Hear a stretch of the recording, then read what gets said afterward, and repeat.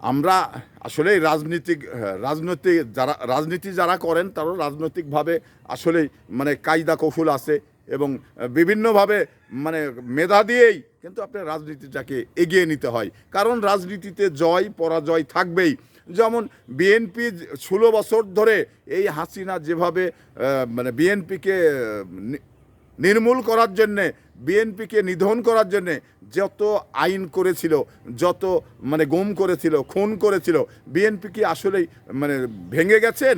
তো এখানে আওয়ামী লীগ মানে মনে করেছিল যে বিএনপি খান খান হয়ে যাবে, আমাদের মানে বিপক্ষে কথা বলার কেউ থাকবে না। তো কারো মানে রাখি আল্লাহ মারে কে, আল্লাহ যদি কাউকে ইজ্জত দিয়ে থাকে, আল্লাহ যদি কাউকে হায়াত দিয়ে থাকে, তো হাসিনা কেন, হাসিনার আব্বাও মারতে পারবে না, এর বাস্তব নজির রয়েছে। তো এগুলো করে হাসিনা শুধুমাত্র বাংলাদেশের মানুষের কাছে খারাপ হয়েছে।